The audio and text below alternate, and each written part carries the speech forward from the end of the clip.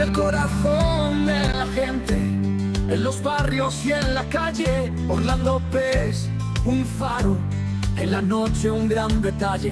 Con su pluma y con su voz ha marcado el rumbo fiel. Defensor de la verdad, su valentía es de miel. Orlando Pérez, héroe de la comunicación, en cada rincón del país ha sembrado revolución. Con sus consejos y su fe ha llegado a la humildad. Con la verdad en la mano ha desafiado la oscuridad.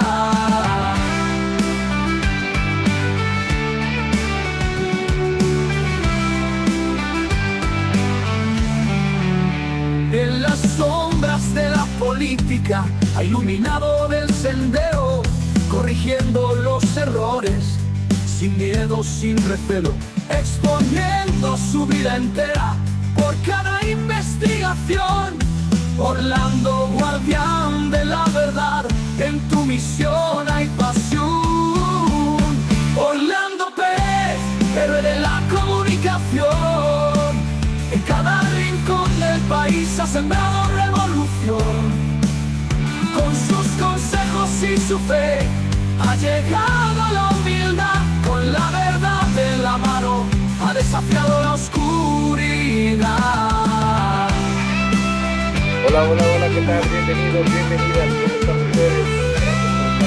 Gracias por acompañar, gracias por estar presentes siempre desde muy temprano, 7 de la mañana de este día martes, 10 de marzo del año 2026. Ya estamos de vuelta aquí para comentar, para hablar, para reflexionar y también, por supuesto, para informar cositas que en otros medios de comunicación no se informan, no se detallan, no se explican, porque una de las cosas que siempre tendré presente es que buena parte de la responsabilidad del periodismo en general en el mundo, pero sobre todo aquí en el Ecuador, debe ser constantemente explicar la realidad, no mediatizarla con medias frases, medias verdades, con medias tintas. Muchísimas gracias a Mari Carmelina Andrade, buen día, seguir desmontando a Novoa, muchísimas gracias, saludos, gente, Rocío Aras Jaramillo, Cristina Almeida también, muchísimas gracias por estar por acá, Luis Antonio Hernández, siempre desde la ciudad de Guayaquil, si no me equivoco, Luchito Cadena, que desde Cumbayá, este humilde marqués, como se autodenomina, siempre está presente, está al tanto de lo que estamos haciendo por acá. Muchísimas gracias también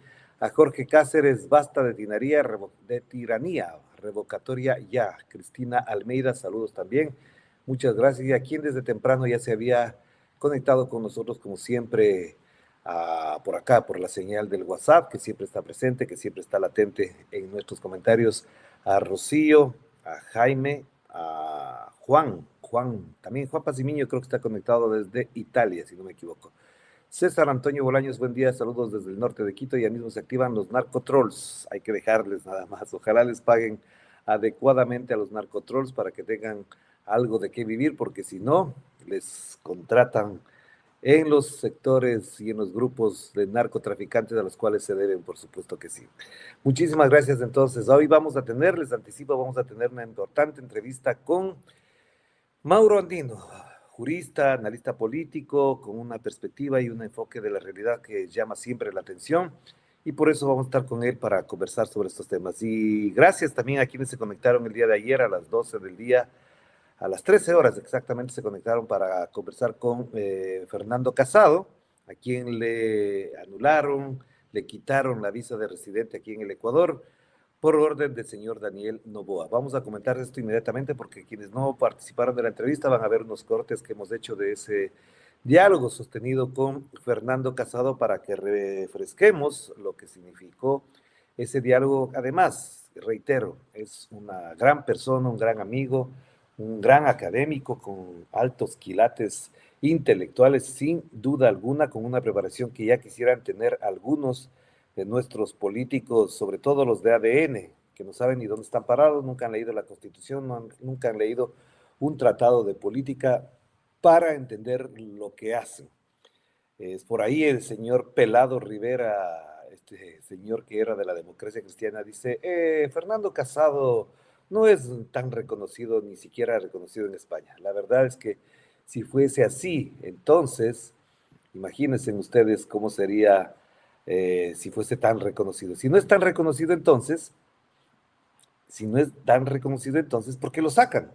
Si es un tipo insignificante, que con sus ideas no mueve un dedo, no mueve un pelo, no mueve nada, ¿por qué lo sacan del Ecuador? Pero bueno, gracias a Mireya Artieda también, no dejemos de hablar de Jorge Glass y Aquiles Álvarez, por supuesto que sí, mientras estén detenidos seguiremos hablando, porque más allá de las consideraciones de orden político, consideraciones de orden legal dan cuenta de que efectivamente no hay motivos para tenerlos detenidos ya. Saludos desde París, DD-2. Isabel Ramos, también un cariñoso y afectuoso saludo como siempre a nuestra querida Isabel, maestra de maestros y también maestra de grandes alumnos en sus clases. Sonia Albán, buenos días, querido periodista, excelente comentarista, arropado de la verdad. Antonio Quispe Rojas, desde la comunidad social, no se entiende muy bien, algo está mal escrito ahí. César Antonio Bolaños, muchísimas gracias, ya habíamos comentado. Cuéntenos cómo está el clima por allá. Yo desde la costa ecuatoriana veo la lluvia, veo la neblina, pero bueno, eso es un asunto menor. Vamos a ver entonces, mientras se van integrando, vamos comentando con cada uno de ustedes lo que fue a estas horas más o menos, un poquito más adelante, el día de ayer, nuestro excelentísimo presidente de la República tuvo una supuesta entrevista con el señor @Dito y con su hijo, si no me equivoco, que no siempre son precisamente entrevistas, a pesar de que, a diferencia de lo que hicieron estos otros señores de Canela, le hicieron 2 o 3 preguntas que dieron paso a las respuestas, que además, por fin dan cuenta de por cuáles razones, por ejemplo, se declaró persona no grata al embajador Basilio Gutiérrez García de Cuba. Los argumentos son de que estaban desestabilizando el país, inmiscuyéndose en asuntos internos, pero bueno, no han mostrado las pruebas y más allá de eso no hay absolutamente nada de qué comentar. En cambio, lo que sí dijo el señor Daniel Noboa, es que también ha hablado de Álvaro Noboa diciendo lo que es casi que un dirigente comunista, por eso la portada del día de hoy de este programa es Álvaro Noboa casi comunista. Dijo que su padre fue un gran dirigente de izquierda. Bueno, de eso fue dirigente, es verdad, pero de izquierda no, y que le secuestró la dictadura. Ni él mismo se cree. Vamos a ver más adelante. Pero lo que nos importa este momento es que veamos lo que dijo con respecto a Fernando Casado y las reacciones que tuvo el propio Fernando Casado a propósito de esta situación, que les digo tiene mucho que ver con lo que pasa en el Ecuador, es decir, represión, persecución a quienes piensan distinto. Veamos lo que dijo el señor Fernando Casado. Sí, hay un poco de viudas ahí. Y burros. ¿Ah? De los sí, claro, el burro que se cree unicornio. Pero, también hay. Hay de todo, hay de todo. ¿Qué pasó con esa revocatoria? Se va. Simplemente si es que quiere estar aquí para desestabilizar, para planificar desmadres, para incitar el desorden, no necesitamos gente así en este país. Encima que se le permitía tener una vida pues tranquila en el Ecuador y tenía un sueldo hasta altísimo en una universidad en Manabí. En el pasado, Casado tenía un sueldo alto en la Universidad de Manabí. Ahora ya no, simplemente ya no, se va. Se investigó definitivamente que estaba en cuestiones reaccionarias. Pero por supuesto, por supuesto. ¿Esto tiene alguna relación con la decisión de la Embajada de Cuba? ¿Están en la misma línea o son temas separados? No, sí hay conexión. Sí hay conexión. Trabajan todos juntos. Si hay conexión, todos trabajan juntos. Es decir, de esto no ha hablado ni siquiera, ni ha tenido contacto, como van a ver más adelante lo que dice Fernando Casado, pero ya el señor presidente determinó que es así. Trabajan juntos. Trabajan juntos. Así como trabajan juntos la embajada de los Estados Unidos con la ecuatoriana, y ahí sí no se habla de injerencia, ahí no se habla de perder la soberanía, etcétera, etcétera. Cuando traen asesores extranjeros como el señor Mark Prince, como se llame, ahí sí no pasa absolutamente nada. Pero veamos lo que le respondió Fernando Casado para que escuchemos la respuesta a estas cosas que ha dicho el señor presidente sin argumento alguno. Aquí va. mi visa estaría siendo revocada, es el propio presidente Daniel Noboa, porque a mí la Cancillería simplemente me informó que por una investigación de orden secreto estaría revocando mi visa de trabajo, ¿no? Entonces, realmente muy sorprendido porque no entiendo el motivo por el cual se me rescinde después de más de una década de residencia en el Ecuador, pues esta condición que yo tenía, y después de haber estado trabajando en diversas universidades del país, haber ganado varios concursos de oposición, haber estado contribuyendo en la medida de lo posible con la educación pública, con la educación de calidad, con los procesos de investigación y por lo tanto pues muy sorprendido. Otro relato con Orlando Pérez. Bueno, eso era lo que nos comentaba a propósito de la noticia que recibió Fernando Casado en su casa, con su familia, con sus hijos pequeños todavía. Una de ellas, como por lo que él dijo más adelante, nació en el Ecuador, así que además por ese lado también se violan derechos de una menor de edad que tiene derecho a estar con sus padres en este país, su país de nacimiento, pero lamentablemente estas son las condiciones en las que se plantea ahora la persecución.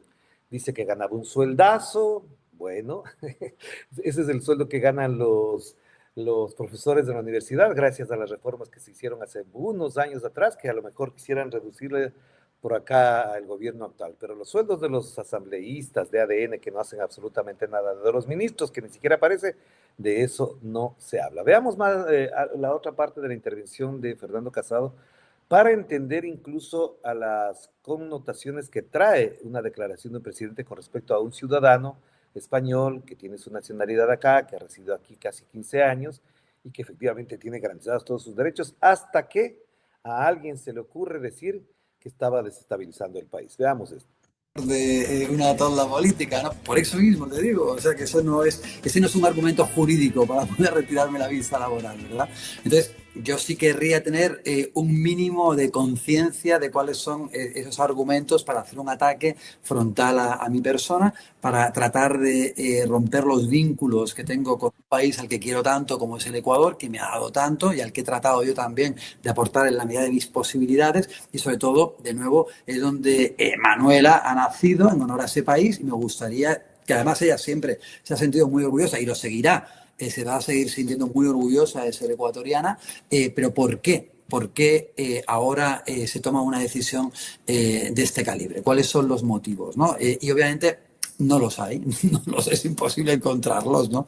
Porque efectivamente todo lo que ha sido mi trayectoria profesional, pues ha sido una trayectoria profesional dentro de lo que es, bueno, los motivos para los que alguien desempeña su trabajo, ya sea como consultor político, ya sea como profesor de Derecho Internacional Público, ya sea como profesor de distintas disciplinas en las que he trabajado, y para los cursos de formación en los que he también participado, con lo cual que alguien me explique por qué esta toma de esta decisión, ¿no? ¿Por qué ampararse en algo tan opaco como un informe secreto para justificar lo que en realidad es única y exclusivamente un motivo de persecución política? Porque no hay otro motivo, ¿no?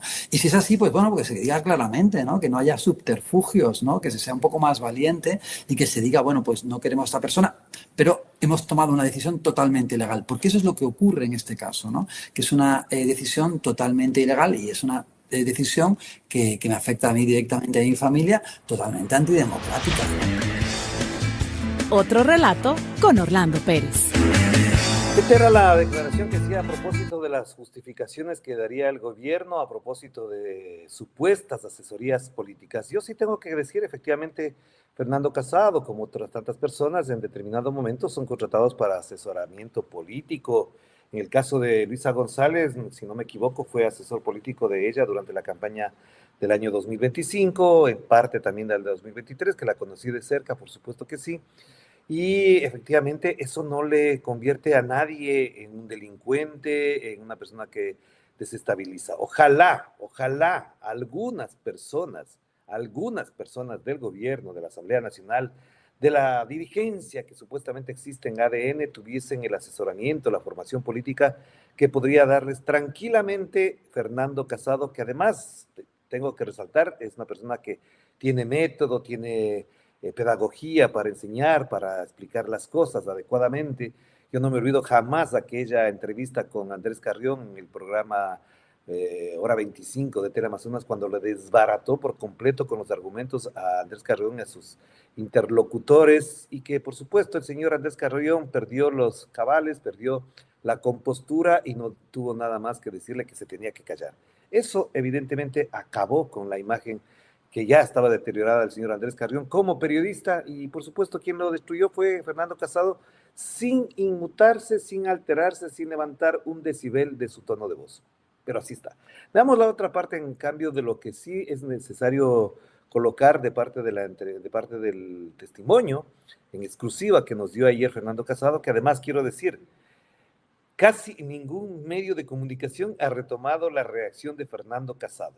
Casi ningún medio de comunicación. Por ahí creo que Radio Pichincha, sin citar directamente este programa, y algo creo que cita muy escueta y lateralmente el portal Primicias. No sé si otros más, si ustedes tienen conocimiento de que han citado esta entrevista en exclusiva, pues les agradecería, pero por lo pronto yo no he visto absolutamente nada. Muchísimas gracias a Livia Veiga, Mónica, Rocío Arias también, muchísimas gracias a quienes están conectando por acá. Isabel Ramos dice, Fernando es un docente extraordinario que ha ganado concursos públicos en universidades de prestigio. Por supuesto que sí.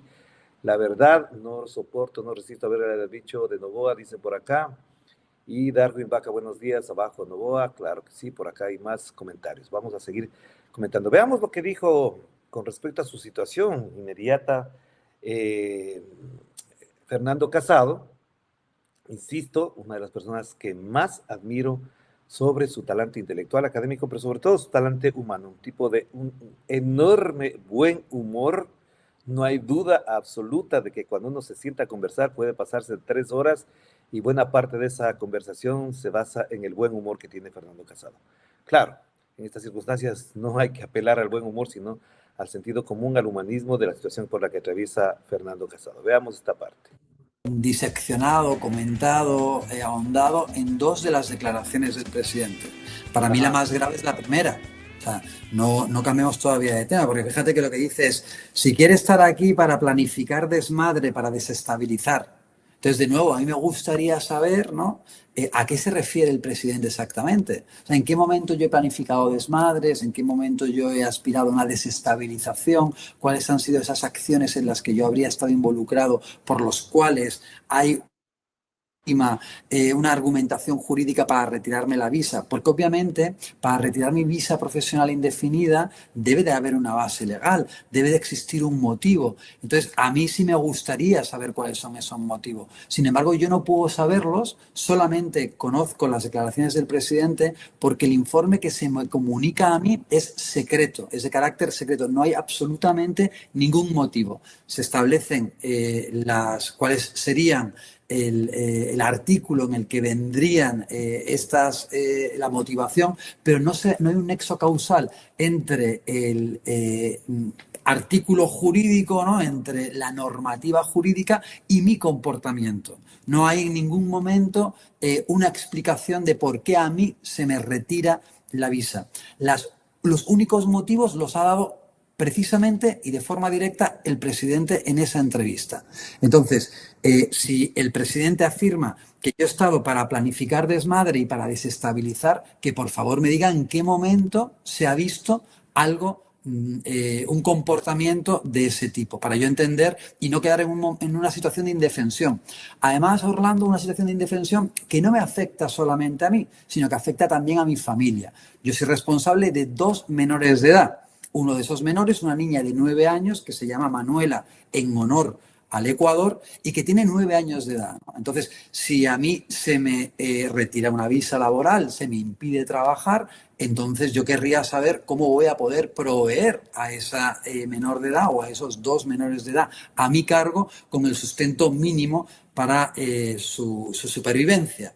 Y por lo tanto, al afectarme o retirarme la visa, afectarme mi derecho al trabajo, lo que en realidad se está atentando, y es lo más grave del asunto, es que los derechos de una ecuatoriana menor de edad están siendo violentados, ¿no? Entonces, a mí sí me gustaría saber cuáles son los argumentos jurídicos, ya que el presidente lo tiene tan claro y yo no lo tengo claro, ya que el presidente ha sido quien ha dado una mínima luz, opaca, pero una mínima luz de cuál sería la argumentación, porque en el motivo de sustentación del retiro de mi visa no aparece, y de esa manera poder explicarle a mi hija por qué su propio país le niega los mecanismos mínimos de supervivencia.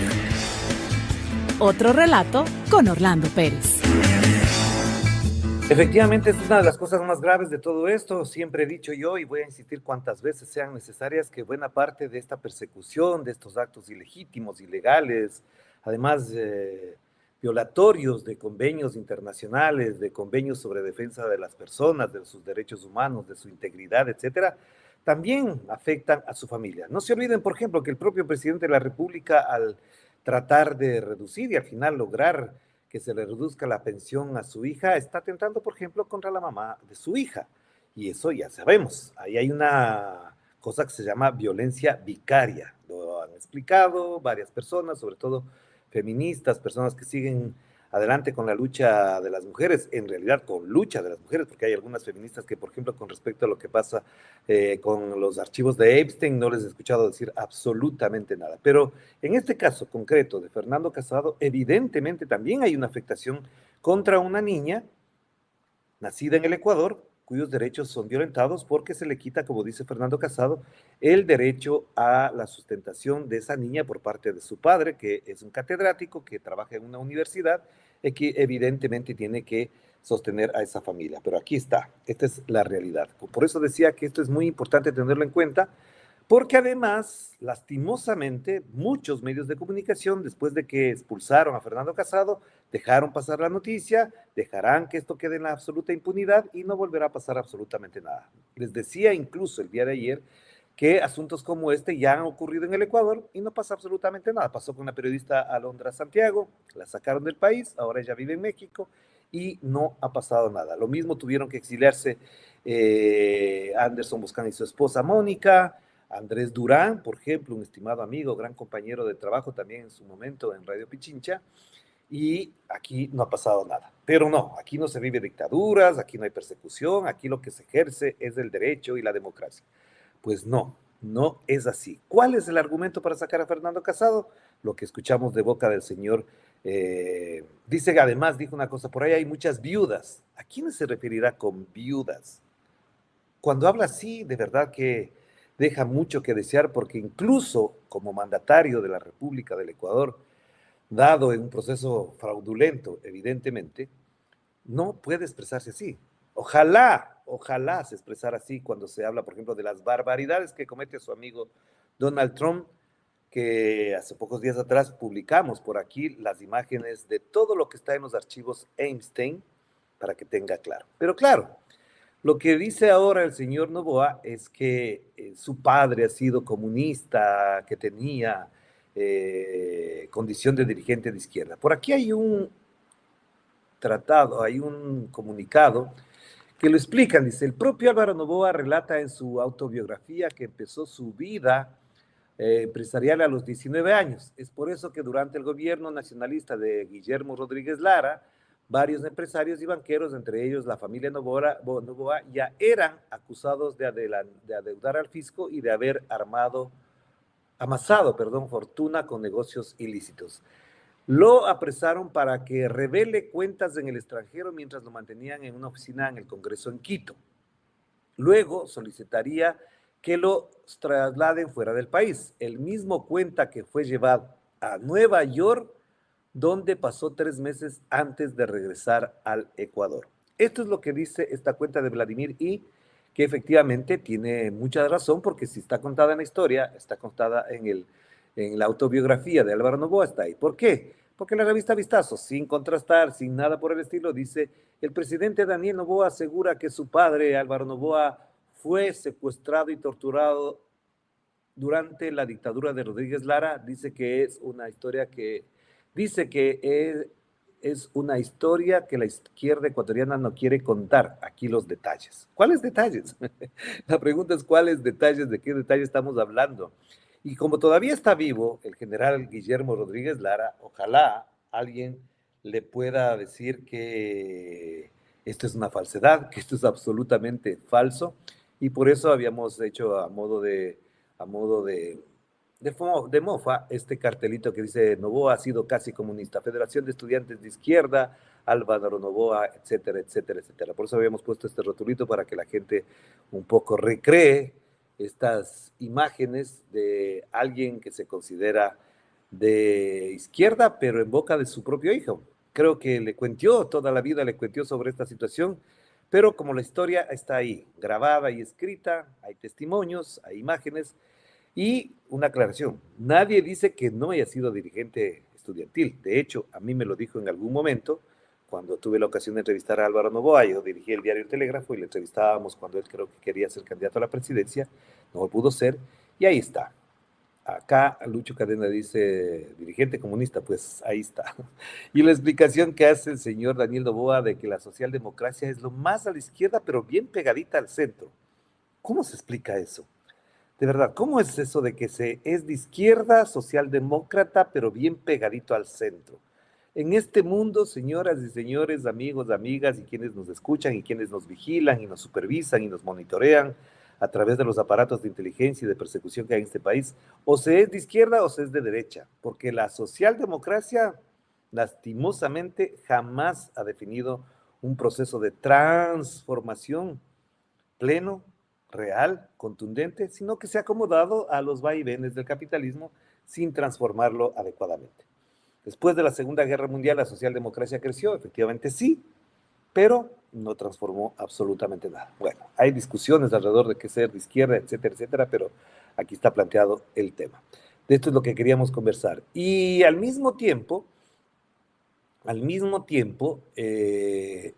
a propósito, lo de Aquiles Álvarez, el ministro del Interior, el señor John Reinberg, lanzó una cosa que ya es peluzna, porque dice que le han llevado a Aquiles Álvarez a la cárcel del Encuentro para cuidarle de los militantes de la Revolución Ciudadana, para darle mayor seguridad, para darle tranquilidad, para darle casi comodidad. Como se decía la señora Diana Jacome, vayan preparándose con una pijama adecuada y al mismo tiempo prepárese para buscar una buena celda en la cárcel del Encuentro.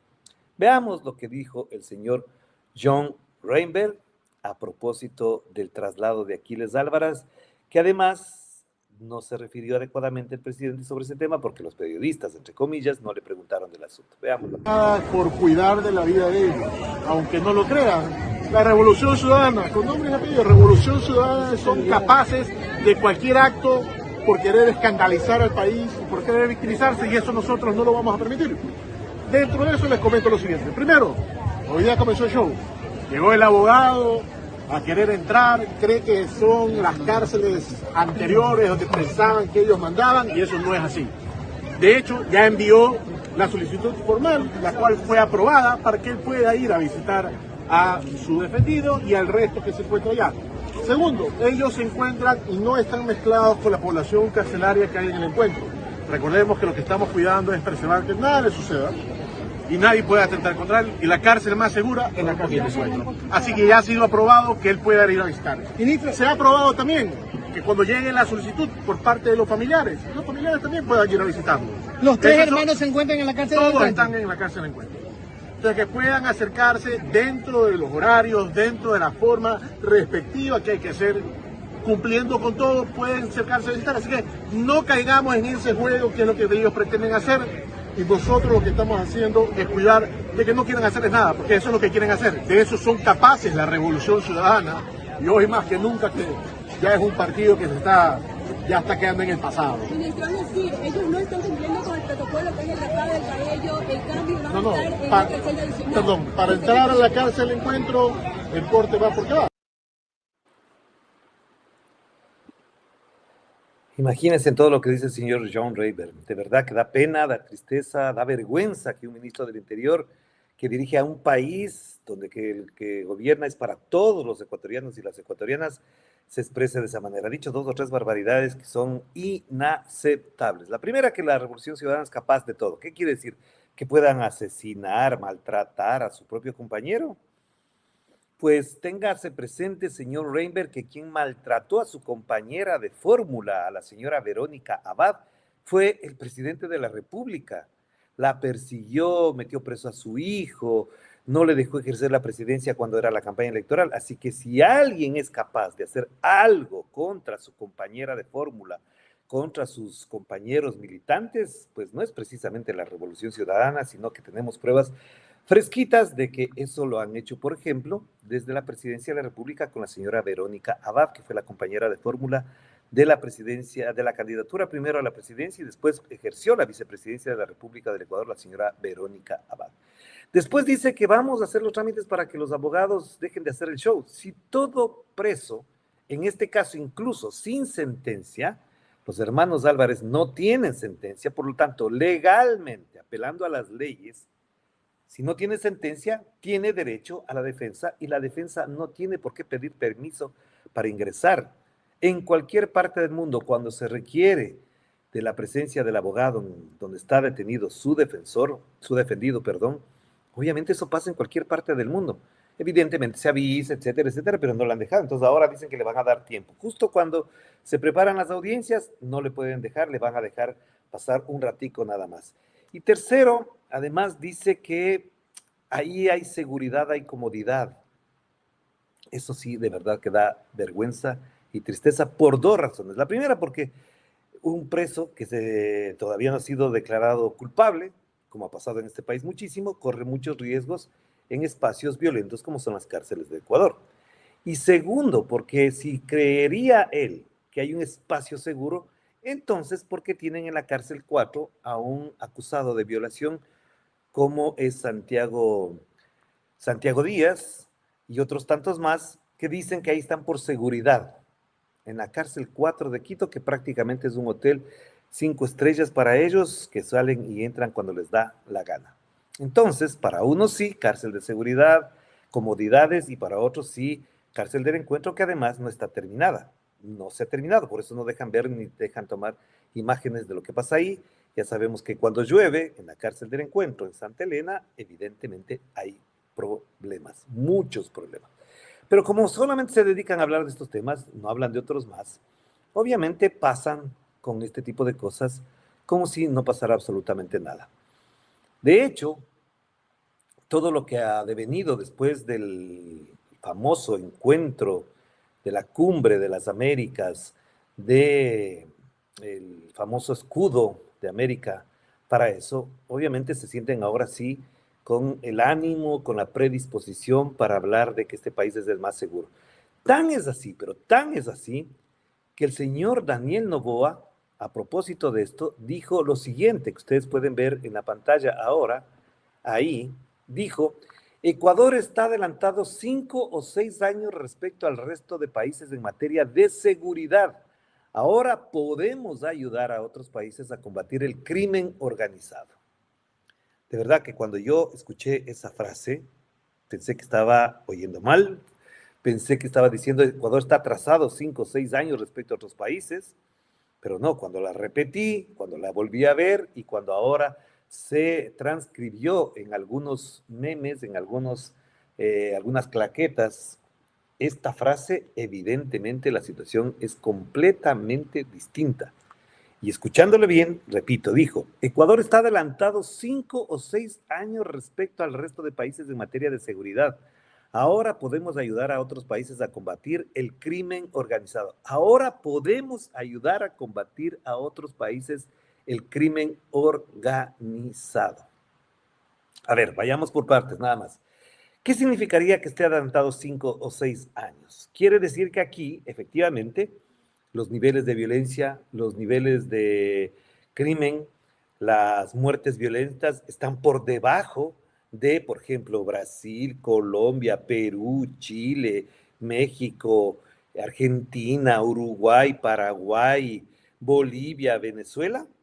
No, señor Noboa, lo siento mucho, pero eso es absolutamente falso. Ecuador junto con Haití son los 2 países más violentos del mundo y de América Latina ocupan el primer lugar con Haití. Entonces, cuando usted nos dice que estamos 5 o 6 años adelantado, quiere decir que ellos están en niveles absolutamente precarios. Y por otro lado, usted dice que pueden ayudar a los otros países a combatir. De verdad, vayan a otro país, vayan a Brasil, vayan a Colombia, vayan a México, vayan a Perú, aquí cerquita nada más, a Bolivia o a Chile, y díganles a los militares y policías que llega una delegación ecuatoriana para asesorarles y les juro que se van a cagar de la risa, de verdad. Perdonen la expresión, pero se van a cagar de la risa porque van a decir, ¿cómo nos vienen a decir a nosotros que ustedes nos van a ayudar a combatir si tienen esos niveles de violencia, de narcotráfico? El 70% de la droga que llega a los Estados Unidos de Europa sale por Ecuador y nosotros les vamos a asesorar a los otros países porque estamos adelantados 5 o 6 años en eso. Eso es absolutamente falso. Eso quiere decir que viven en una burbuja, que viven en una mentira total. Y alrededor de eso, evidentemente, ya no se puede arreglar la situación, porque eso sí ya corresponde a otro tipo de tratamiento, ni siquiera informativo. Lo que sí tienen que hacer los medios de comunicación, y no lo están haciendo, es que frente a estas declaraciones no pueden citarlas como si fuesen una declaración absolutamente sensata, apoyada en datos y frente a la realidad con todos los elementos que la justifiquen. No es así. Aquellos medios de comunicación que hacen notas citando al presidente sin contextualizar, efectivamente tienen un problema también que va por la misma vía de lo que acaba de hacer el señor Daniel Noboa al afirmar este tipo de cosas. Dijo otras tantas más, por si acaso, no son las más relevantes. Habló de que el incremento de los aranceles la ha colocado en una balanza comercial positiva al Ecuador y uno cuando escucha ese tipo de cosas dice, ajá, claro, por supuesto. Entonces ahora sí, los ecuatorianos vivimos en una gran economía gracias, por supuesto, a los aranceles aplicados contra Colombia. Casi en las mismas condiciones que el señor Donald Trump cuando aplicaba aranceles a China y después tuvo que echarse para atrás y resolver el problema porque tiene problemas muy graves en la economía interna. Lo mismo que pasa acá en el Ecuador. Lastimosamente nosotros no somos Estados Unidos para aplicarle aranceles a cualquier país que implique todo esto. Obviamente toda esta situación tendrá sus consecuencias. Muchísimas gracias, Julián Zapata, muchas gracias.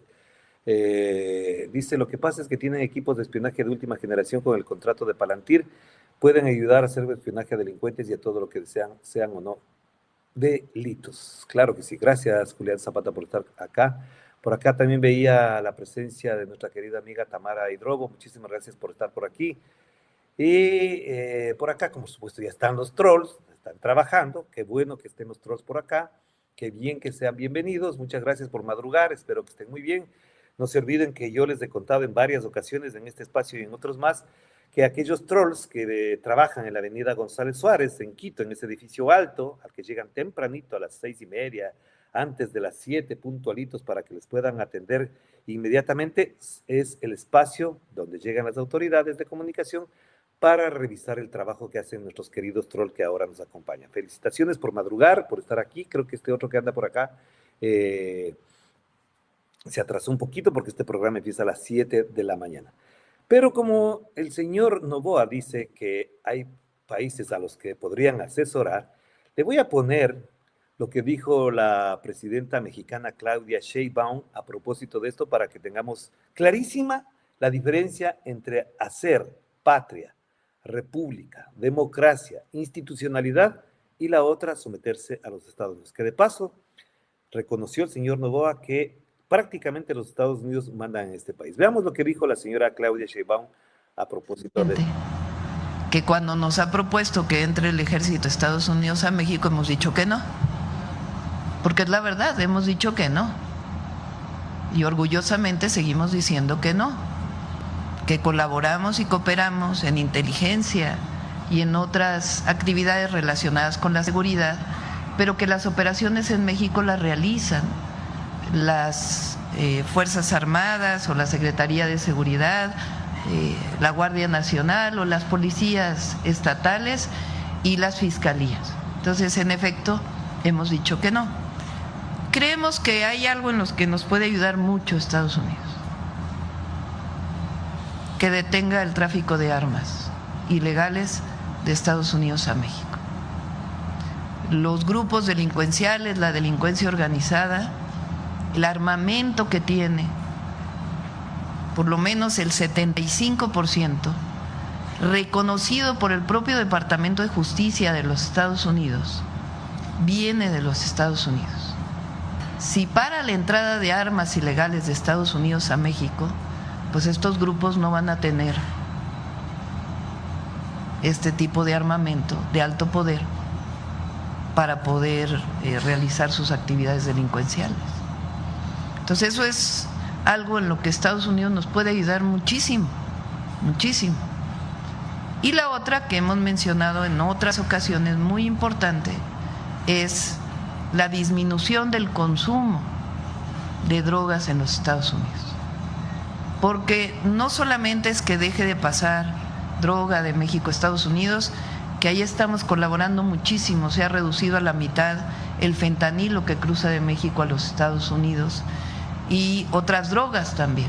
Pero hay una parte muy importante que hay que trabajar, que es en la disminución del uso de las drogas en Estados Unidos, y en México estamos haciendo lo propio.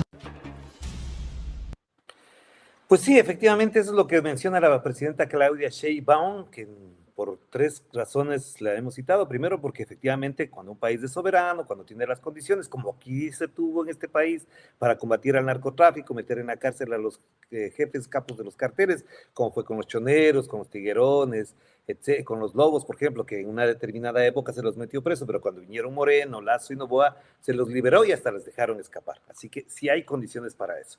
Segundo, si se le pide efectivamente, como el señor Noboa dijo ahí, que el problema está en México, en Colombia y en Venezuela, donde se produce la cocaína. No, señor Noboa, no es el problema de la producción de cocaína, es el problema de la demanda en Estados Unidos de la cocaína y en Europa. Si en Estados Unidos y en Europa se reduce considerablemente la demanda de cocaína, pues la droga que se produce en estos países va a reducir y va a desaparecer. Es lo mismo que si se reduce la demanda de café, ya la gente no toma café porque le hace daño, porque le altera los nervios, etcétera, pues Colombia dejaría de producir café y Ecuador dejaría de producir café, así de simple. El problema no está en quién produce, sino en quién consume y exige y demanda el consumo de eso. Pero acompañado a eso, lo que dice Claudia Sheinbaum es que la mayoría de las armas que llegan a México y que son usadas por los grupos narcocriminales son de producción estadounidense y cruzan la frontera. ¿Quién controla la frontera? ¿Qué es lo que está reclamando el señor Noboa a Gustavo Petro de que no controla la frontera colombiana? Sí, pero la frontera colombo-ecuatoriana es completamente distinta a la frontera mexicano-estadounidense. Hay aparatos, hay radares, hay drones, etcétera, etcétera, cámaras por todo lado. Eso es lo que hay que contemplar, eso es lo que hay que ver. Pero el armamento llega ¿de dónde? De Estados Unidos a los grupos criminales. Si el control efectivo, que debería ser Estados Unidos con todo el aparataje tecnológico y técnico que tiene para perseguir a la gente, para bombardear lanchas en el Caribe, para instalar micrófonos en todas partes, se utilizara para, por ejemplo, controlar el tráfico de armas producidas en los Estados Unidos, otro sería el cantar. Pero eso no lo van a hacer. Y tercero, la producción también de drogas que no necesariamente ocurren en América Latina, sino que también dentro de los Estados Unidos. El fentanilo no precisamente se produce en América Latina. No digo que no se haga, sí, también, pero no precisamente. Buena parte de lo que se consume de fentanilo en los Estados Unidos se elabora y se produce en Estados Unidos. Y eso no lo está controlando Estados Unidos. No lo está haciendo ese gran país poderoso que tiene todas las herramientas para bombardear Teherán, para bombardear Líbano, Afganistán, Irak, pero dentro no es capaz de controlar a los carteles que producen el fentanilo y que además transportan por el territorio estadounidense la droga que llevan desde América Latina. Esa es la realidad.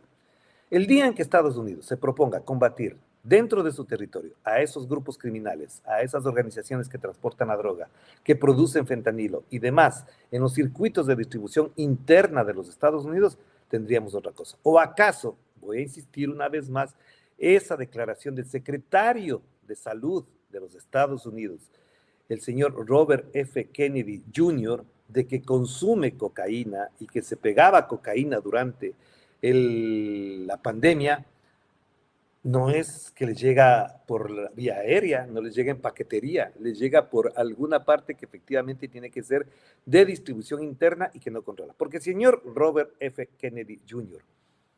consume cocaína, no es que viene a América Latina, viene a Colombia, viene a Ecuador, viene a los puertos a buscar la droga, le llevan, le dan, y por eso está como está. Esa es la realidad. En esa situación estamos. No se olviden, vamos a tener en poquísimos minutos la presencia de Mauro Andino para comentar estos y otros temas más. Estamos esperando nada más que ingrese al estudio para conversar con él y evidentemente abordaremos otros temas más. Pero lo que les quería mencionar es que aparte de todo esto, una de las cosas que no menciona el señor Noboa en su entrevista es la manera en que se acumula riqueza en este país, que es exactamente de la misma manera como vamos a ver en el reportaje que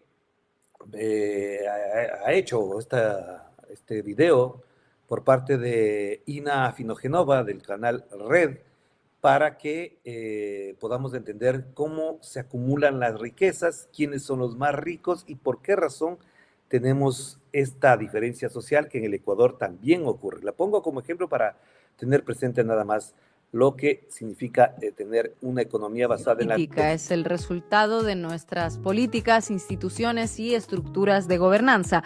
Con esa frase se abre el informe sobre la desigualdad global 2026, elaborado por el World Inequality Lab y coordinado, entre otros, por el economista Thomas Piketty. Una frase que conviene detenerse a pensar porque rompe con una idea muy instalada, que la desigualdad es una especie de fenómeno natural, una consecuencia inevitable del crecimiento económico o del talento individual. El informe dice lo contrario, dice que la desigualdad no ocurre sola, se diseña. Y cuando el informe pone la lupa sobre la cúspide económica global, los números se vuelven cada vez más extremos. Hoy el 0,001% más rico del planeta, menos de 60.000 multimillonarios, controla 3 veces más riqueza que la mitad de la humanidad combinada.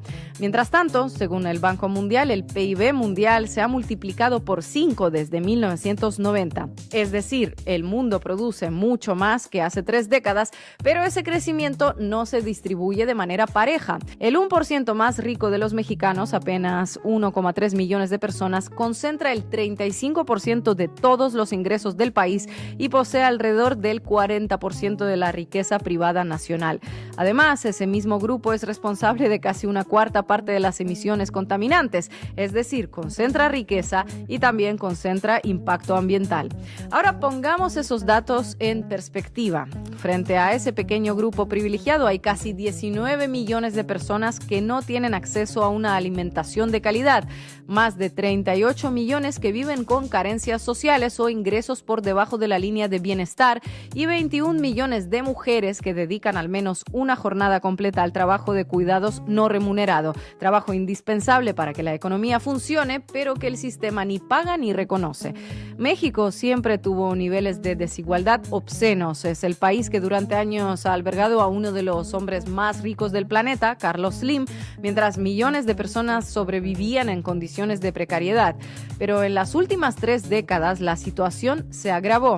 Los ultra ricos mexicanos nunca habían sido tantos ni tan ricos como lo son hoy. En ese modelo, mientras millones de personas viven con precariedad, incertidumbre laboral y jornadas invisibles de trabajo no remunerado, los 1.000 millonarios se enriquecen y ese poder económico inevitablemente se convierte en poder político.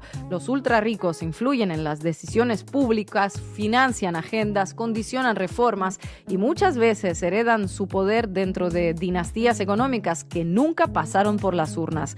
Es cierto que en México en los últimos años se han tomado decisiones para reducir esa desigualdad, políticas sociales y salariales que sacaron a más de 13 millones de personas de la pobreza multidimensional.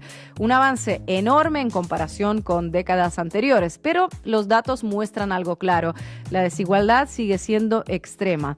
Reducirla no es solo una cuestión económica, es una cuestión democrática, porque cuando la riqueza se concentra demasiado, también se concentra el poder, y cuando el poder se concentra, la democracia empieza a vaciarse. Sí, efectivamente, cuando se concentra el poder, la democracia empieza a vaciarse. Con eso termina su comentario, su análisis, Ina Afinogenova, una excelente periodista de origen ruso, latinoamericanista por excelencia, por supuesto, su español es absolutamente claro, eso sin duda alguna, y por supuesto que a partir de estos análisis podemos entender la realidad latinoamericana, que a partir de los análisis que han hecho instituciones como Oxfam también pueden aplicarse en el Ecuador. En los últimos tiempos, esta acumulación de la riqueza se ha concentrado mucho más en 4 o 5 grupos económicos, entre ellos, adivinen cuál, el grupo Novis, que tiene cualquier cantidad de proyectos, incluso tiene proyectos ahora en carreteras, en edificios, en algunos proyectos institucionales y estatales. Ahí está, la concentración de la riqueza. ¿Para eso querían el poder? Pues precisamente para eso. Gracias a Cecilia Barahona, me parece que es. Graciela Campoverde, muchísimas gracias también por estar acá con nosotros. Rocío Arias, que siempre está atenta a nuestros mensajes. Manuel, muchas gracias por acá. El navegante, que le saludamos, que siga nomás trabajando a Decobar muy bien. Oscar Hugo, muchas gracias por escucharnos también, por estar con nosotros. Y desde Chile, Miriam Urresta, desde Santiago de Chile. Cristina Almeida también está por acá. Y lo último que quería mencionarles es de lo que no está hablando el señor Noboa a propósito de lo que pasa con respecto a los aranceles, que además no es la gran noticia. Algunos de ustedes estarán informados, por supuesto, a partir de lo que les hemos informado por aquí o de otros medios quizás, pero hay un paro en Rumichaca, un paro. Impidieron el paso de personas, de vehículos en Rumichaca. ¿De esto le preguntaron los periodistas del día de hoy? No. Veamos las imágenes. Nos está viendo desde diferentes partes de la ciudad de Tulcano, del puente internacional de Rumichaca, tomar las precauciones correspondientes, el cual no existe el paso como se lo tenía previsto para el día de hoy. Este es el panorama entonces desde el puente de Rumichaca, cerrado el paso vehicular, se encuentra el transporte pesado entonces en este lugar bloqueando el paso internacional tanto para Ecuador como para Colombia. Esa es la decisión que han tomado entonces los diferentes gremios referente a lo que es la situación de los aranceles que se presentan en esta zona de frontera. Hemos dialogado con algunos gremios y manifestaron de que cerca de 20 tractomulas se pasaban anteriormente diarias, pero hoy en día se pasan solamente 5 o 4 tractomulas de lado y lado, lo que nosotros dialogábamos también con representantes de los bodegueros o de las bodegas. Ellos manifestaban o manifiestan de que las importaciones que Colombia realizaba desde Ecuador era el arroz, el banano, el plátano, las diferentes frutas, infinidad de productos que hoy en día se ven en cero. Entonces la situación que se está presentando aquí en el puente de Rumichaca es preocupante, la situación de los aranceles en el cual los dos países han incrementado tanto la importación y exportación de productos del 50%. Este es el panorama entonces, amigos televidentes y oyentes que nos ven a través de las diferentes redes o plataformas digitales. Se encuentra totalmente bloqueado el paso en el puente internacional de Rumichaca. Una situación preocupante debido a que por la situación democrática que vivió Colombia también se cerró el puente de Rumichaca por decisión gubernamental el día sábado y se iba a abrir el puente de Rumichaca. Bueno, esa es la situación en Rumichaca y lastimosamente de estos temas no habla el señor presidente. Ya está con nosotros Mauro Andino, con quien vamos a conversar inmediatamente, lo vamos a agregar al estudio. Aquí está en el estudio ya para que podamos conversar. ¿Qué tal, Mauro? Qué gusto saludarte. ¿Cómo estás tú? ¿Qué tal amaneces por allá? ¿Cómo estás? Querido Orlando, ¿cómo estás? Un gusto saludarte. Te envío un abrazo enorme a ti y a toda tu audiencia.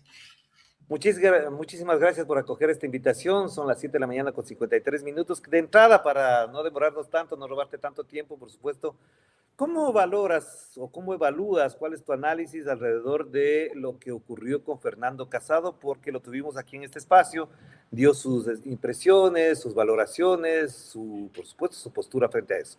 De tu parte, ¿cuál es la consideración que haces al respecto? Que es una práctica más de todo este conjunto de acciones autoritarias, dictatoriales, antidemocráticas que se vienen perpetrando por parte del gobierno de Daniel Noboa.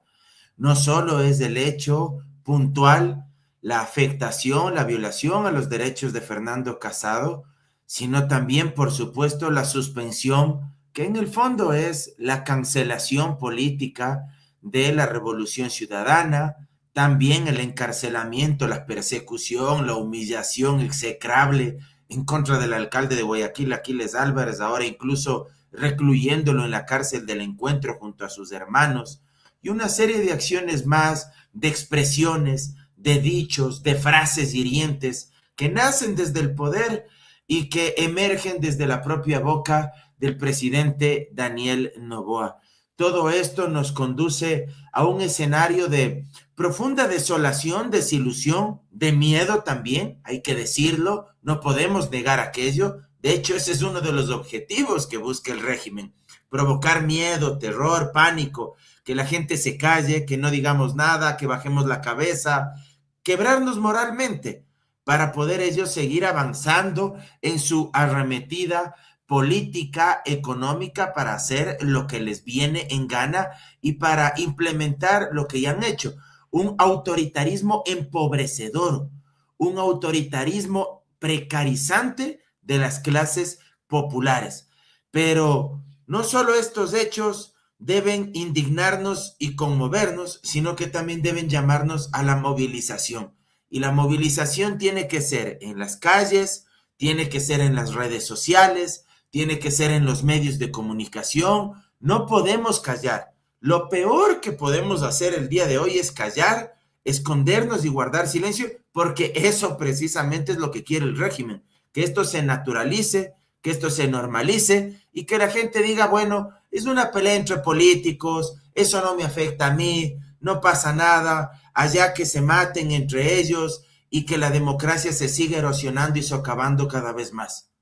Claro, Mauro, coincido precisamente con todo eso, pero te añadiría algo que es importante, es decir, mientras nos entretienen, digo entre comillas, con estas situaciones, evidentemente la situación económica del país es muy complicada, los precios son cada vez más altos, posiblemente los precios de las gasolinas se incrementen este 12 de marzo con el incremento mundial del precio del petróleo. ¿Hasta dónde esta paradoja de vivir con permanente atención sobre los problemas políticos y a dejar de lado la atención sobre los problemas económicos forma parte de una estrategia política del gobierno para profundizar, por ejemplo, lo que está planteando ahora con proyectos de leyes urgentes en la Asamblea Nacional? Sin duda, este tipo de prácticas de lo que apuntan también es a desviar la atención. Lo que se busca es generar cortinas de humo para que la gente no hable, no discuta sobre lo verdaderamente importante. Más allá de que en el sentir cotidiano de la gente hay una serie de necesidades, hay una serie de problemas, de conflictos que le ahogan. La falta de medicinas en los hospitales, la falta de seguridad, la criminalidad en aumento, la falta de obra pública, la falta de infraestructura básica, la falta de servicios públicos de calidad. Todo eso se siente en el corazón, en la piel, en el día a día de los ecuatorianos. Pero, claro, el gobierno intenta de alguna manera maquillar todo esto con este tipo de prácticas. De hecho, incluso yo sospecho que lo que se está haciendo con Estados Unidos, más allá, y yo lo he dicho el día de ayer noche nomás, lo mencioné, yo no soy de los que rechaza por completo la cooperación internacional si es que efectivamente es una cooperación sincera, honesta, transparente, bajo ciertas condiciones, pero yo también sospecho que lo que el gobierno busca es a través de esta cooperación militar que dizque quieren entregar los norteamericanos, hacer propaganda política. Y hacer propaganda política utilizando el shock que provoca el tema de la militarización de la seguridad, el tema de la militarización con tropas extranjeras, con un país como Estados Unidos, que pueden constituir una buena estrategia de marketing político antes que una verdadera solución a los problemas. Entonces, creo que todo es parte de este gran andamiaje mediático para que la gente no discuta sobre los problemas que le azotan diariamente y tratar de colocar en la agenda estos otros temas, estas otras circunstancias, que son reflejo, reitero, de un gobierno totalmente autoritario, dictatorial, que quiere competir solo en las seccionales, que quiere poner a dedo a los alcaldes y prefectos en los principales territorios del país, y que eso sin duda alguna es gravísimo, porque lo que tantas veces se quejaban de que sucedía en Venezuela o en Nicaragua, pues ahora lo están haciendo ellos, proscribiendo adversarios, encarcelando opositores, cancelando partidos políticos de oposición.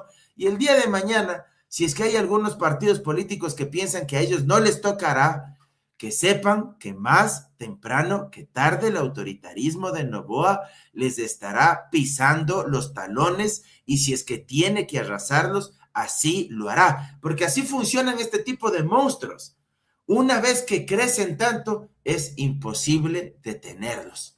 Pero Mauro, sí me gustaría una reflexión de tu parte a propósito de algo que creo que tiene mucho de componente político, no solamente de distractor. Ayer en la entrevista, que entre comillas no es una entrevista, nadie puede asegurar que sea una entrevista aquello, dijo dos cosas. La primera, que su papá es líder de izquierda y que él es socialdemócrata, más pegado al centro, etcétera, etcétera. Esas cosas que obviamente causan risa, como te causa a ti este momento.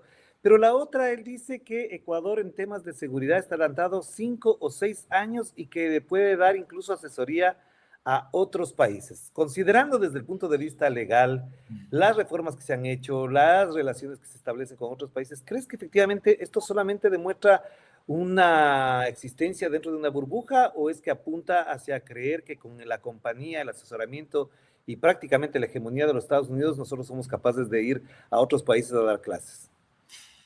Mira, por un lado, Noboa dice lo que dice, muy consciente de que está mintiendo. Ese es un primer elemento. No hay que pensar que Noboa todo lo que afirma lo dice asumiendo que es verdad. Él sabe que está mintiendo, pero él lo hace con conciencia y voluntad. Y esto es una práctica muy común de los líderes políticos autoritarios de extrema derecha que hoy pululan en el mundo. Es el estilo de Donald Trump, es el estilo de Abascal en España, es el estilo de Kast en Chile, en su momento de Bolsonaro en Brasil, el estilo de Milei en Argentina. Son líderes autoritarios que, entre otras cosas, torturan las cifras, las mutilan, las manipulan, se inventan hechos y están conscientes de que mienten. Y Noboa no es la excepción, pero miente precisamente para manipular a la opinión pública.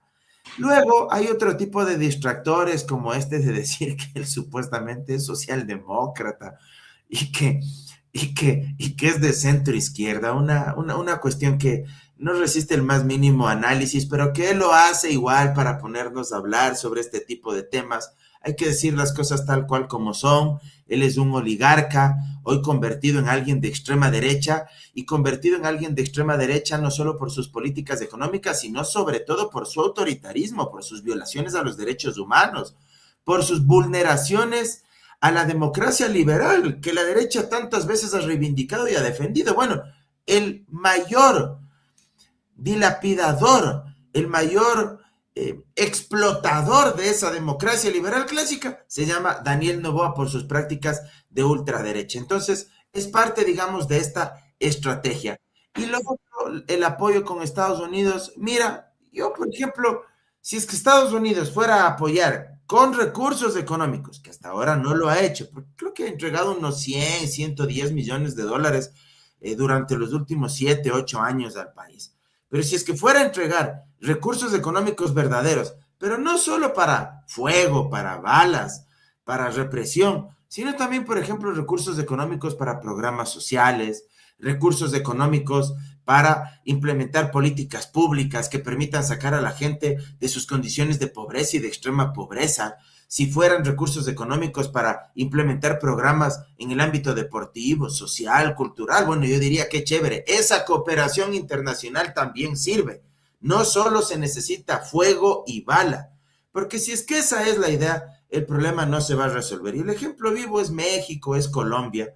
Colombia, por ejemplo, durante el Plan Colombia, desde el año 2000 hasta el año 2015, 2016, recibieron aproximadamente cifras más o menos aproximadas de 12,000 millones de dólares. Y si bien algo se redujo la tasa de homicidios en Colombia, tampoco es que se logró reducir la producción y exportación de cocaína. Y en gobiernos de derecha que trabajaron de la mano del régimen norteamericano y con, insisto, aproximadamente 12,000 millones de dólares de inyección económica. Entonces, no se trata únicamente de invertir en fuego, sino que también hay que dotarle de institucionalidad al país. Y lamentablemente tenemos un Estado débil y un Estado corrupto.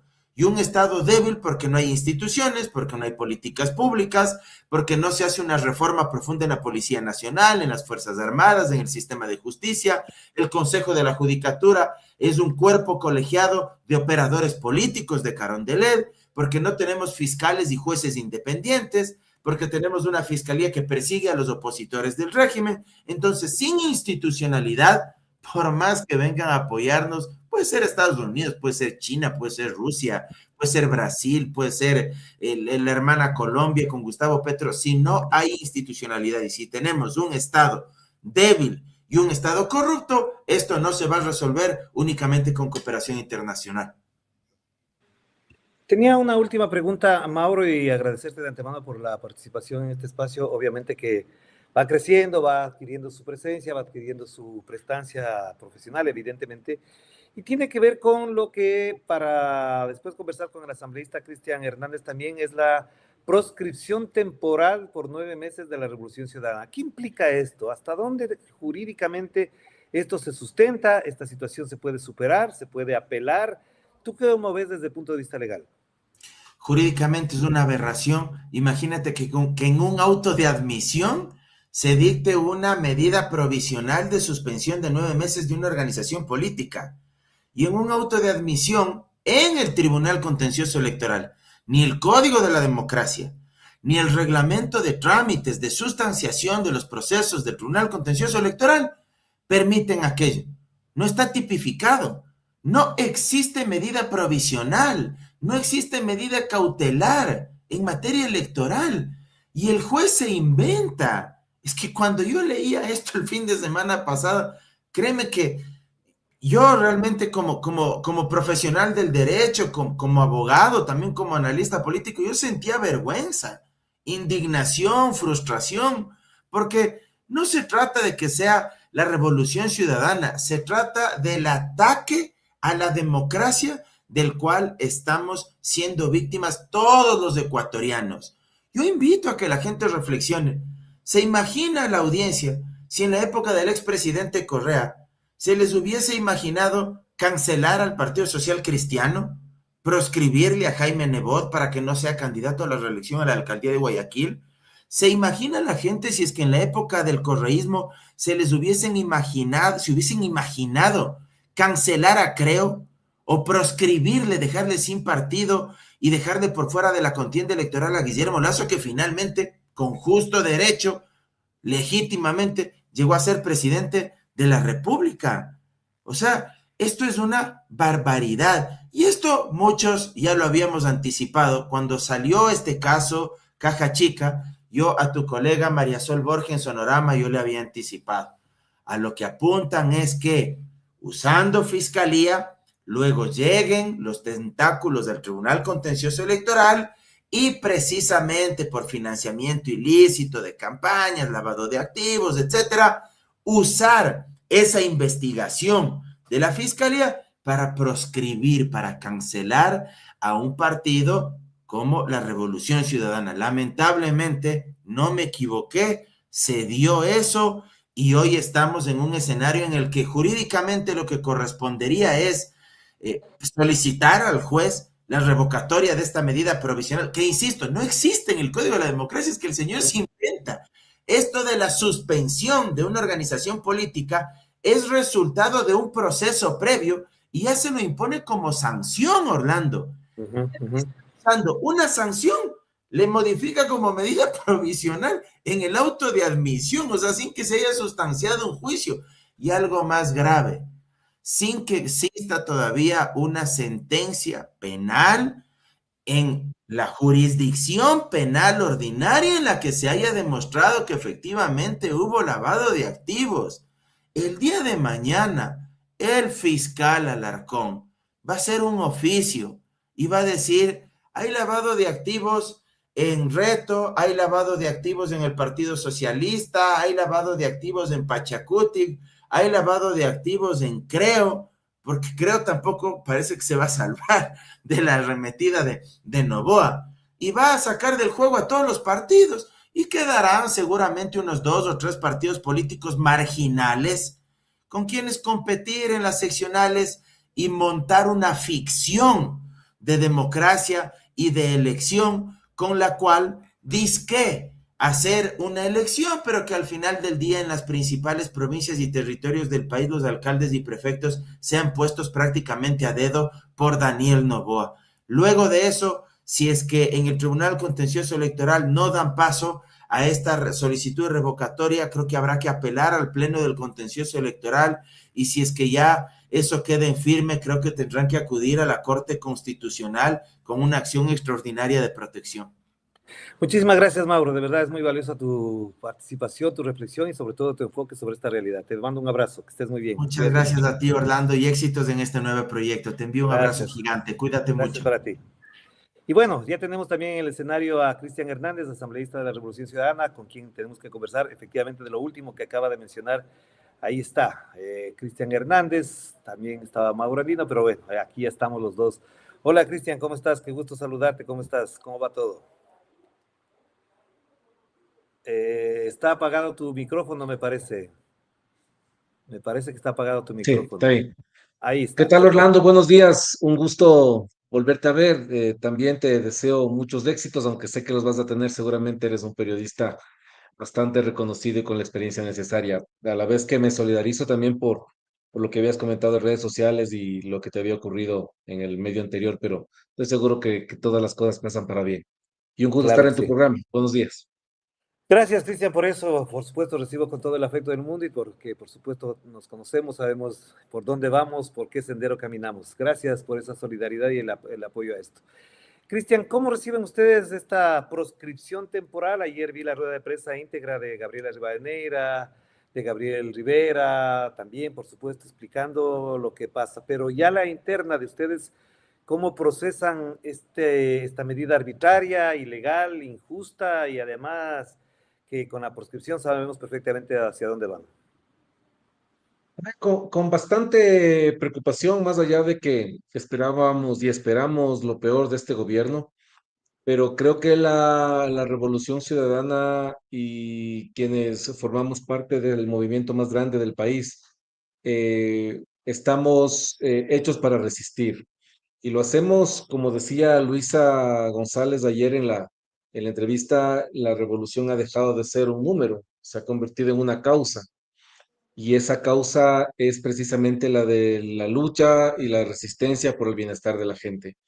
Creo que las anomalías, las irregularidades, las ilegalidades y los abusos están en conocimiento completo de la gente. La gente se da cuenta de todo esto. Desde lo jurídico, tanto el proceso penal y peor aún, con este contagio de política en el proceso penal cuando inmiscuyen un proceso electoral ante un juez que tiene poca o ninguna calidad moral, como el juez que aceptó este pedido del fiscal. Lo que hacen es demostrar lo que la gente, la opinión pública ha venido sintiendo, ¿no? Que estamos viviendo no solo en una dictadura, sino en una narcodictadura. Fíjate que precisamente por estar conversando aquí de la proscripción, nos hemos olvidado de lo que dijo Pipo en España y las acusaciones que hizo respecto al asesinato de Villavicencio, que culpó directamente al presidente de la República. Nos hemos olvidado de que hubo en La Libertad una señorita de 24 años que sin tener ni RU quiso comprar 93 hectáreas al municipio de La Libertad en 2.7 millones de dólares. Y así nos vamos olvidando, o ellos creen que nos olvidamos de las cosas, ¿no? Progen, ATM, Helbert, etcétera, etcétera.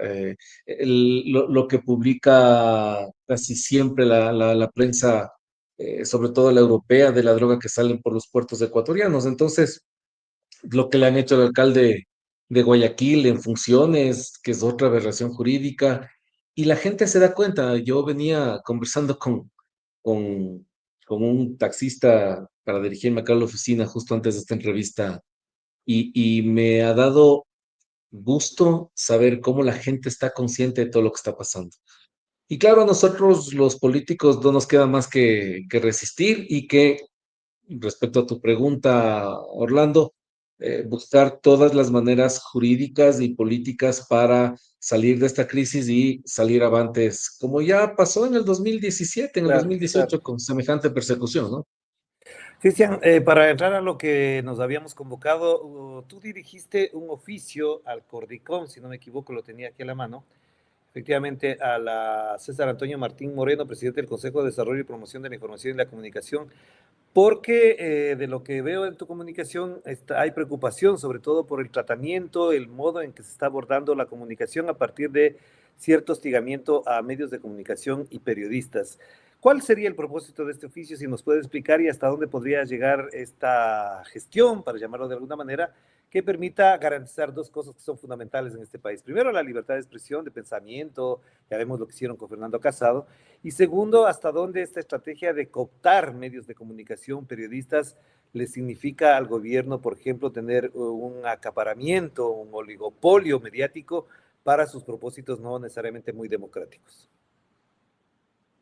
Completamente alejado de cualquier principio democrático. En efecto, a ver, lo que buscamos desde mi despacho, Orlando, es de dar cumplimiento al artículo 13, número 3 de la Convención Americana de Derechos Humanos. Esta convención de la que el Ecuador es suscriptor y que, de acuerdo al artículo 426 de la Constitución, se debe aplicar directa e inmediatamente en el país.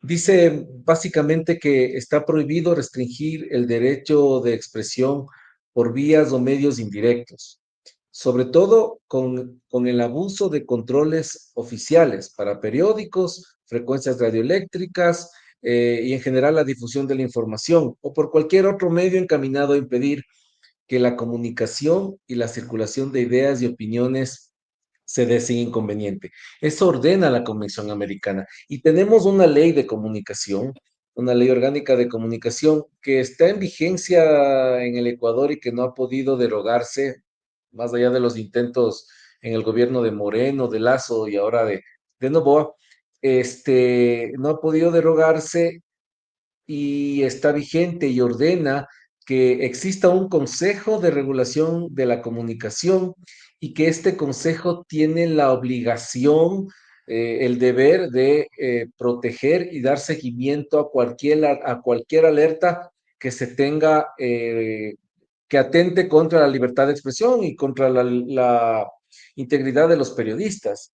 Mira lo que pasó con los periodistas como Jonathan Bonifaz del Yamín Güezel, los periodistas de Santa Elena por denunciar el atraco y que frenó pues la actividad periodística, el atraco de las 93 hectáreas en la península, en La Libertad, y cuántas vulneraciones que este gobierno ha tenido. El hecho de adquirir sin la transparencia debida medios de comunicación como La Posta, con esta compañía Galamedios que pertenece a un asambleísta de ADN, lo que pasó con Radio Centro de Guayaquil también, y así, varios atentados a la libertad de expresión.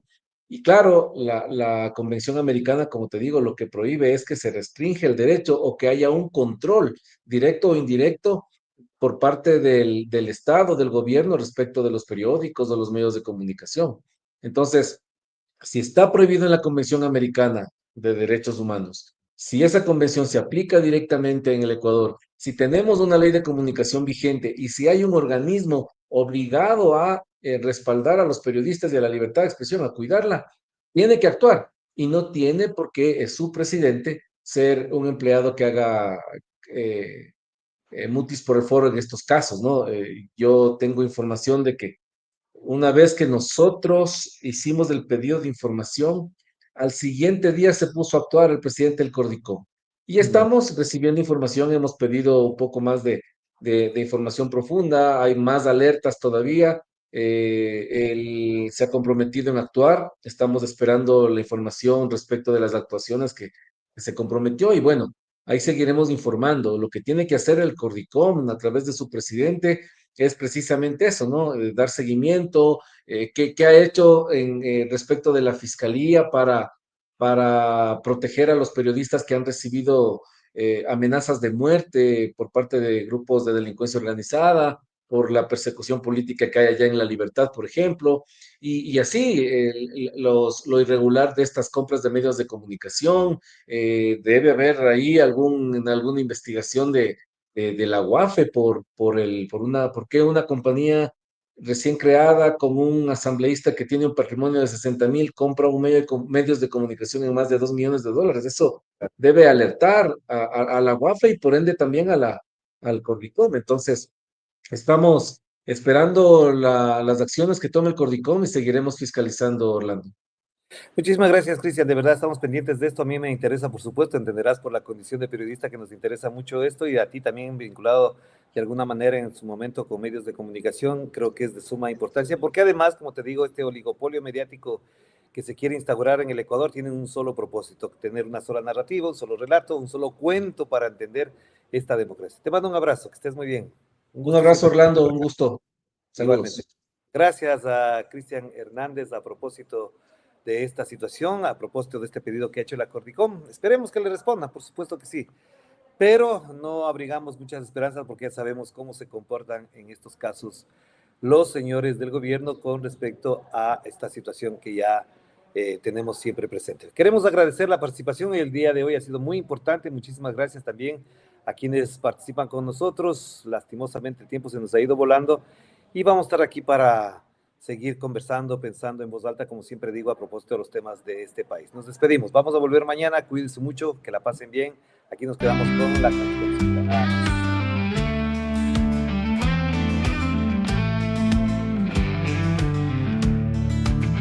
Desde el corazón de la gente, en los barrios y en la calle, Orlando Pérez, un faro. En la noche un gran detalle, con su pluma y con su voz ha marcado el rumbo fiel. Defensor de la verdad, su valentía es de miel. Orlando Pérez, héroe de la comunicación, en cada rincón del país ha sembrado revolución. Con sus consejos y su fe ha llegado a la humildad, con la verdad en la mano ha desafiado la oscuridad.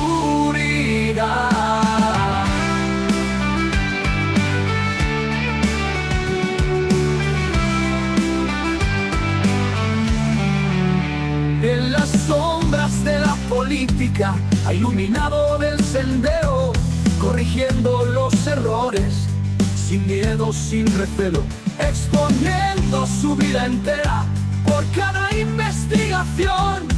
Orlando, guardián de la verdad, en tu misión hay pasión. Orlando Pérez, héroe de la comunicación, en cada rincón del país ha sembrado revolución.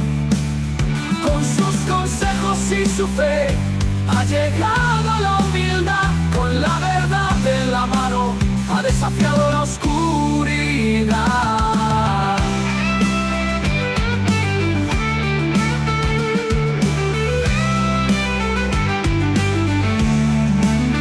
En las sombras de la política ha iluminado el sendero, corrigiendo los errores sin miedo, sin recelo, exponiendo su vida entera por cada investigación. Orlando, guardián de la verdad, en tu misión hay pasión. Orlando Pérez, héroe de la comunicación, en cada rincón del país ha sembrado revolución. Con sus consejos y su fe ha llegado a la humildad, con la verdad